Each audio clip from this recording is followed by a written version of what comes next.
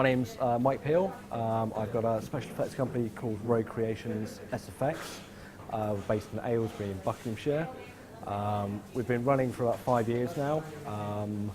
I've been working in the industry for about 15 years now. So I've worked on all manner of Hollywood films, indie films, a lot of horror films. I've worked on Harry Potter, Casino Royale, The Descent. So if anyone wanted to volunteer and come down and have some makeup done, you're all eager beavers. Okay, brilliant.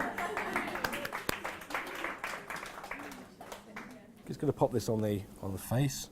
So essentially, when we put the prostate on, I applied it to the face and to the back of the prosthetic. Once that's dried, it will basically bond better to itself. So I'm just going to position this on.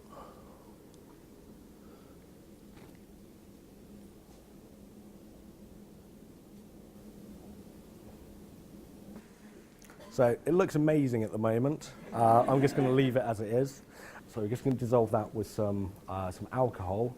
So this is isopropanol alcohol, which is 99%. If you spend too long around it, you do kind of get drunk. It's not drinkable. Well, it is drinkable. You might die. My love of horror got me into working in special effects to begin with. So I'd grown up at an early age loving the Universal horrors. Star Wars especially had a huge effect on me. And then being quite artistic as a kid, sort of just making up my own creatures' designs. And then later on in life realised that I could make a living from doing what I wanted. So basically just went about finding out how to how to make a living in the effects industry. So at the moment I'm lucky that that's what I'm doing.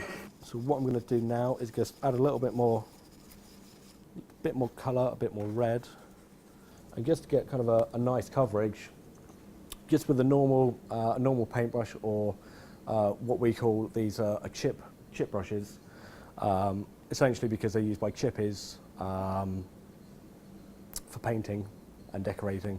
And all we do is basically just cut them down to a nice kind of small length, and then what we'll do is end up stippling onto the face itself. Oh, sorry.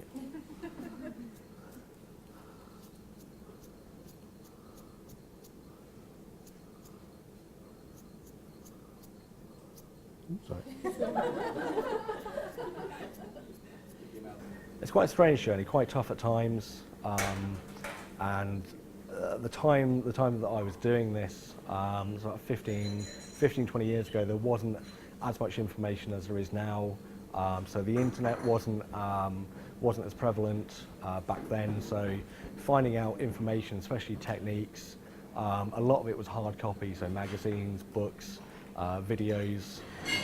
Occasionally you get a few videos with some extras at the end of it, so you just pore over how they did it, basically. But it's, from starting not really knowing what I was doing, to then experience and experimenting with different materials, and then approaching companies to basically part with their money for me to do something for them. It took a bit of convincing to begin with, but there were some good guys out there who took a chance on me, gave me a challenge to get into it, and I've just built up from there on, really. Okay, thank you very much for your help. Thank you. Thank you.